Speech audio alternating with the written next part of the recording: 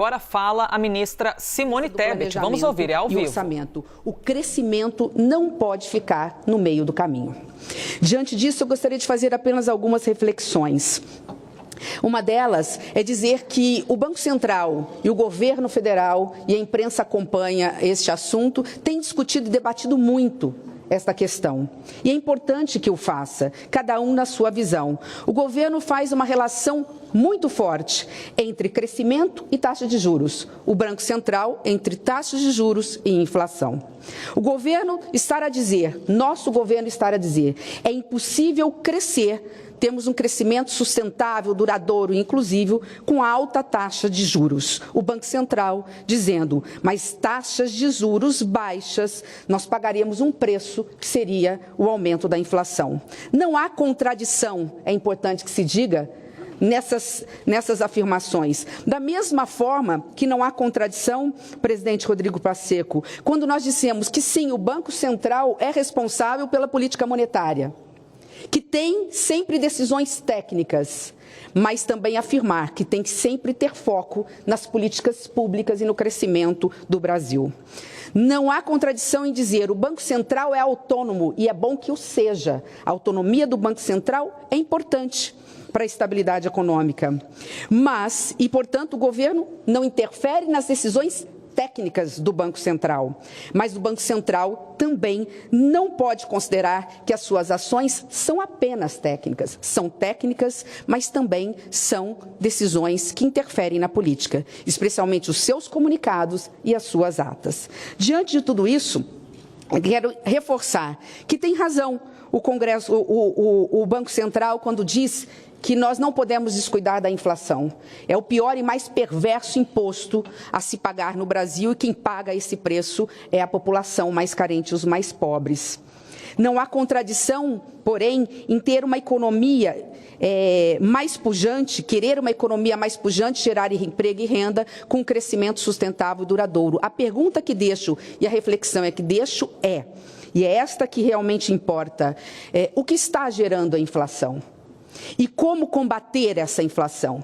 Se a inflação tem realmente diversos fatores, externos e internos, nós estamos diante de um mundo em guerra, guerra da Ucrânia, nós acabamos de sair mais empobrecidos de uma pandemia sanitária que abalou todo mundo e abalou o Brasil. Se nós tivemos recentemente um fator externo importante e delicado de uma instabilidade institucional, e aqui eu reconheço o papel fundamental do presidente do Congresso Nacional, Rodrigo Pacheco, no dia 8 de janeiro, quero fazer essa deferência aqui de uma forma muito especial, representando a todos nós. Se realmente temos esses fatores, a instabilidade institucional já é coisa do passado. A instabilidade política também já está ficando para trás. E a instabilidade econômica, essa sobre a nossa responsabilidade, quando eu digo nossa, capitaneado pelo ministro Haddad, da equipe econômica do governo federal, nós estamos fazendo a nossa parte.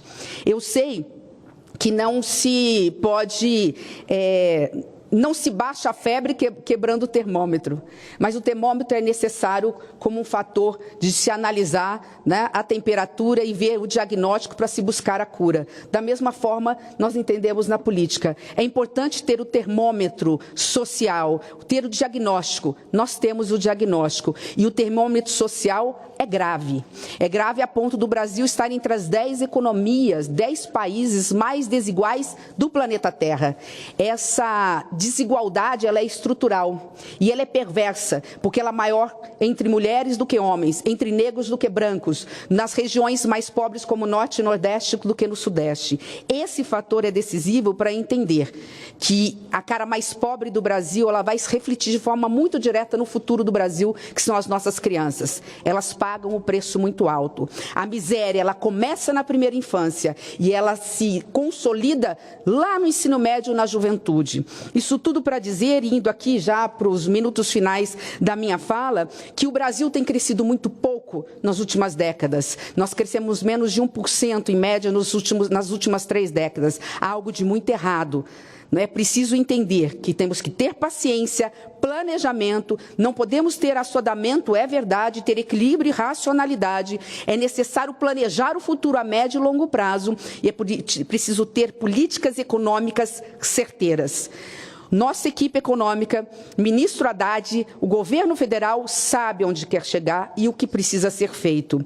Nós precisamos ter crescimento com produtividade. Por isso é que o nosso ministério, capitaneado pelo ministro Haddad, ajudou na elaboração do arcabouço fiscal. Sabemos intramuros que temos que fazer um dever de casa, que não podemos gastar mais do que arrecadamos e que temos que zerar o déficit público nos próximos anos e a nossa meta é zerá-lo em 2024. Sabemos que isso significa dar um ambiente macroeconômico mais favorável para baixar os juros, mas também temos a necessidade de estar com o Congresso Nacional a responsabilidade de aprovar a nossa tão sonhada reforma tributária.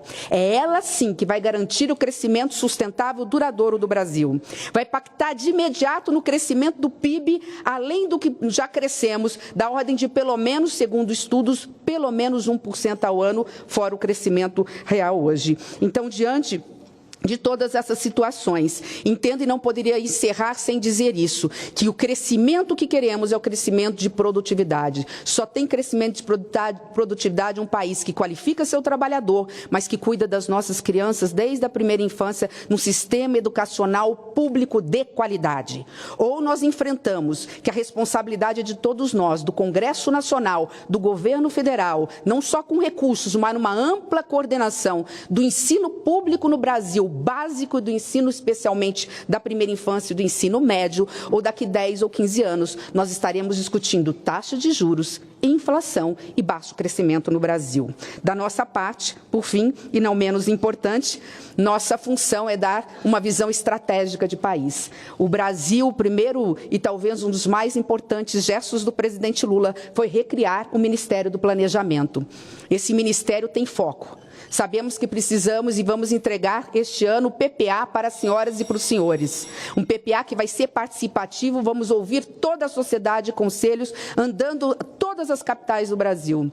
Uma LDO já com orçamentação de médio prazo. Eu falei só planejamento, nós estamos falando de orçamento participativo. Está tendo um equívoco, inclusive, na colocação via imprensa. Planejamento participativo, não orçamento participativo. E, por fim, diante disso, a nossa meta é planejar, elaborar e executar.